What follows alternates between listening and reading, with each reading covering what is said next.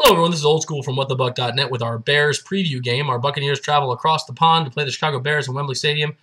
Most of the fans here are a little bit annoyed by that, but the fact of the matter is it's an opportunity for the Bucs to go to the national stage, and like Mark Dominic says, it's a chance to create that Super Bowl atmosphere.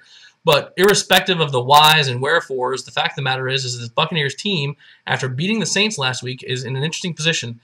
This second quarter of the season looked like murderer's row with the lineup we had. Many people thought we had a chance against San Francisco, and they really handed it to us. Then they didn't give us a chance against New Orleans, and we went out there and did a doggone good job. We were in a position where if we come away with a win against Chicago, this sets up a really interesting final game to this quarter that we can talk about after this video. But we can't get ahead of ourselves too far. The Chicago Bears are a strong team.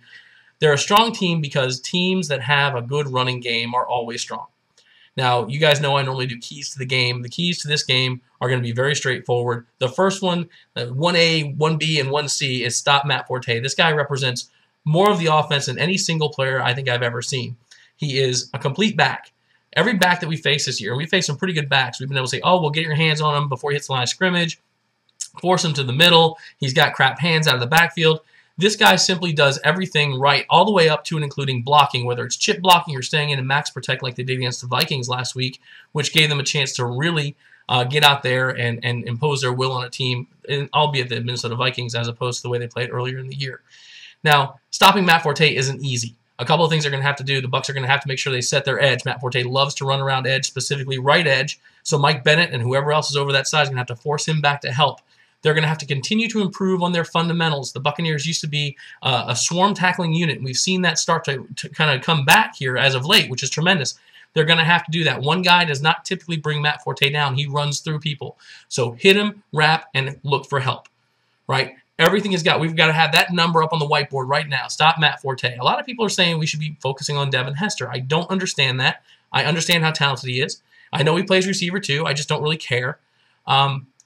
You can eliminate return guys. You just have to choose to. Yes, there's an element of chance. Sometimes a kicker will miss kick. But by and large, you can limit their effectiveness. So just go do it. Don't be an idiot and kick to him and dare him to do something, right? Kick away from him, kick it out of the back of the end zone, Mike Kanan, earn his money, and eliminate Devin Hester. Then you look at Jay Cutler, who is a much blind quarterback, though this year I think he's at 8-4 TD to interception ratio. Guy's got a strong arm.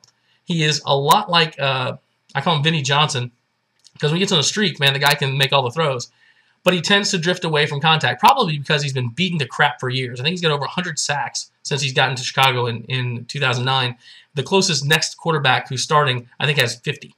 So this guy gets beaten up. We need to beat him up. That offensive line is definitely porous. Even though they went to max protect last week against the Vikings, we can still get pressure, and Cutler will drift away from the pressure, throw off his back foot, and if we don't give him a lot of room to throw, meaning we play some of that press man that Ra likes to play, I think we have a great opportunity to do that. The final key to the game is one that's going to be a key forever.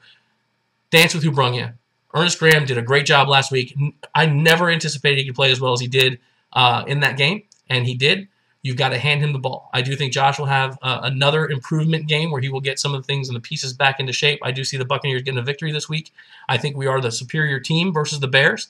I think we will show it in London. I think that the decision to go early was a great decision and will be looked back on as a great decision as we get further in the season. I see a 27-16 victory for the Bucs with Josh Freeman having a great day and Geno Hayes being the wild card in the effort to stop Matt Forte. I think Geno's going to put together a complete game, and not just in run stopping, but also in pass defense. So let me know what you think about it, and I'll see you guys for a review after the game.